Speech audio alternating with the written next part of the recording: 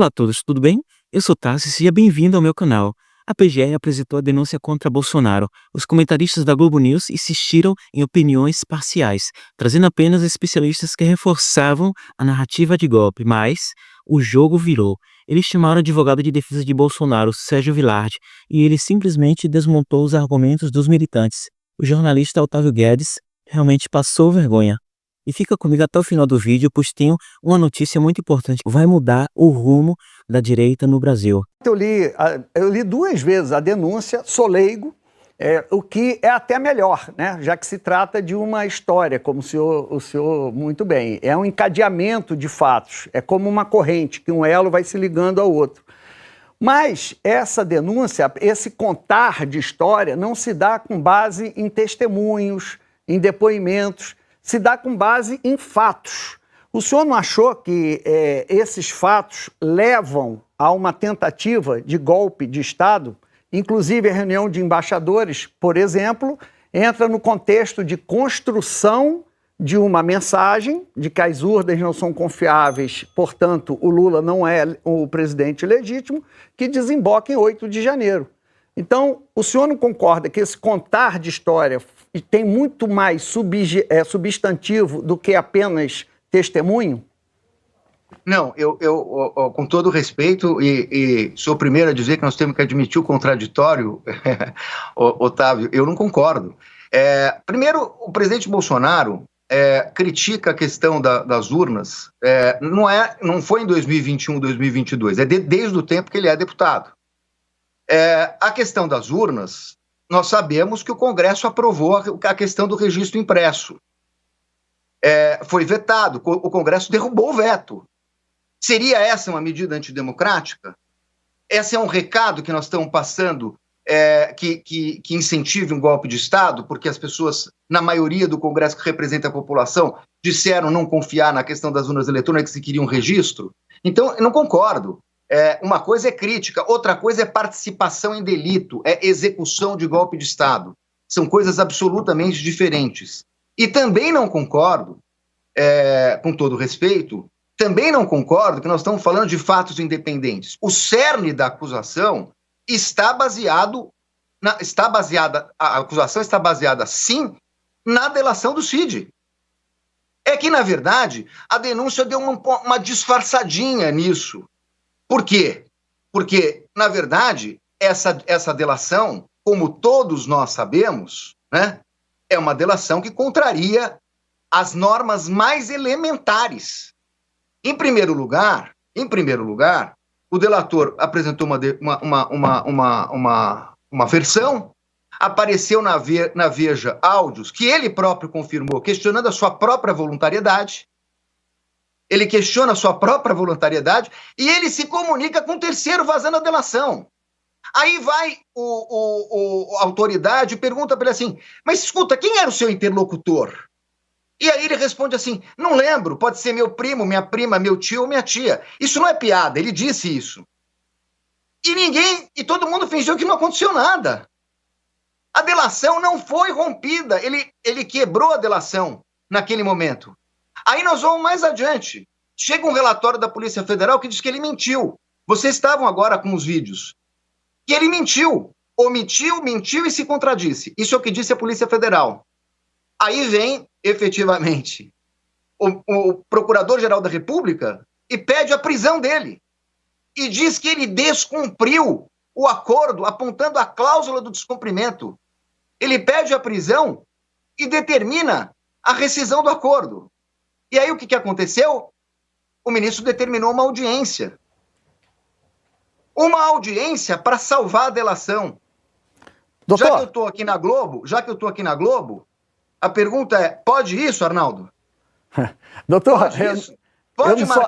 Pode marcar uma audiência para salvar a delação? Essa é a pergunta que tem que ser feita. Outra pergunta. Pode dizer para o colaborador, desculpe, Otávio, só vou concluir. Tá. Pode dizer para o colaborador, o juiz da causa, pode dizer que se ele não falar a verdade, ele vai ser preso e perde a imunidade para sua filha, para sua mulher e para o seu pai? O senhor O juiz pode fazer o papel de instrução no processo penal? Isso não fere o sistema acusatório? Nós vamos discutir isso. Pois é, pessoal, a Andréa Sadi tentou apontar Bolsonaro como culpado, vejam só, citando o depoimento dos comandantes das Forças Armadas. Mas Celso Vilardi não deixou passar e, na frente de todos, desmentiu sua interpretação, deixando claro que o general nunca disse o que ela afirmou.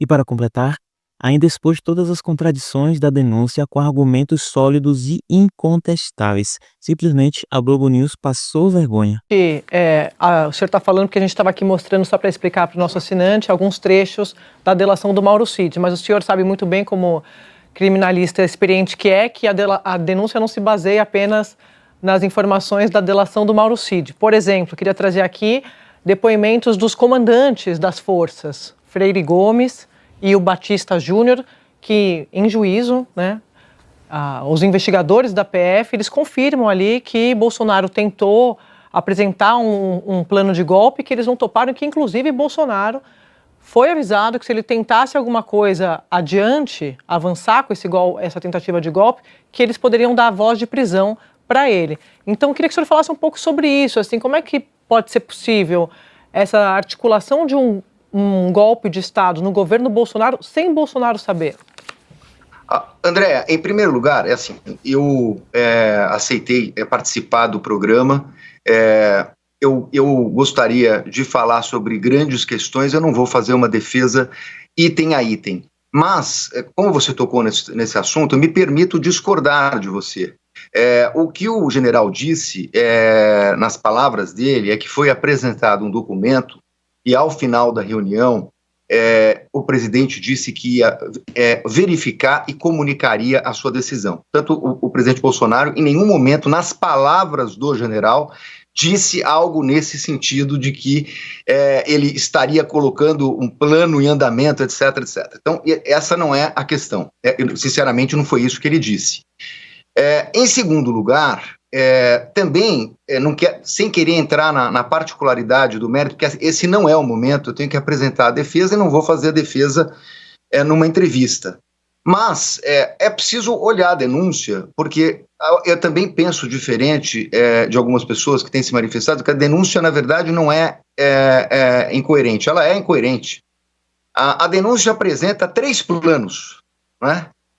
Operação Luneta, a Operação Punhal Verde e Amarelo, o artigo da Constituição, que estaria na minuta.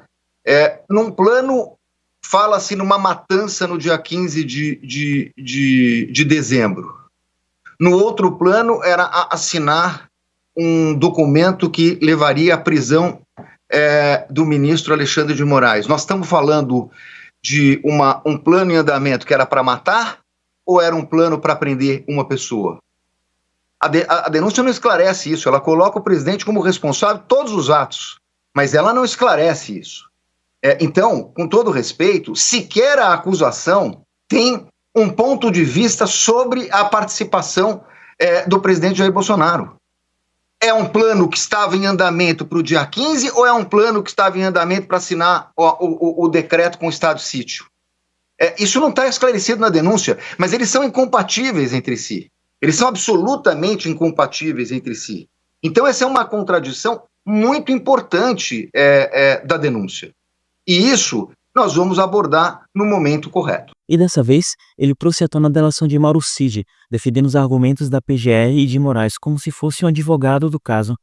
E mais uma vez, Celso Vilardi, advogado de Bolsonaro, deu uma verdadeira aula, deixando a todos os jornalistas sem resposta. E quando a câmera voltou para o estúdio, todos os jornalistas estavam cabisbaixos, mortos de vergonha. Não pode chamar o delator quando há suspeita de que ele omitiu fatos. Mas para encerrar a delação, você não tem que chamar ele para ouvi-lo? Isso não está no processo? Chama o delator e fala, olha, descobrimos isso, como é que você não contou? Se não faz parte do processo legal, esse é um ponto.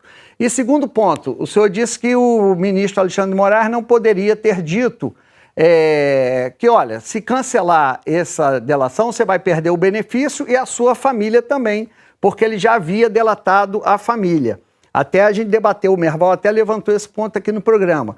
Mas isso não é igual o juiz, quando está na frente da testemunha, diz: o senhor está sendo obrigado a falar a verdade, se não falar a verdade é crime. Ou seja, é uma ameaça ou uma advertência processual, digamos assim?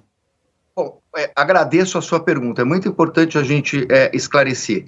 Em primeiro lugar, eu quero dizer para vocês que eu tenho o maior respeito pelo ministro Alexandre de Moraes. Eu conheço o ministro há mais de 20 anos.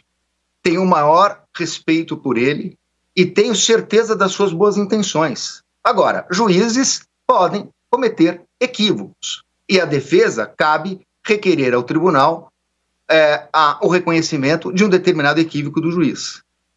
Então, em primeiro lugar,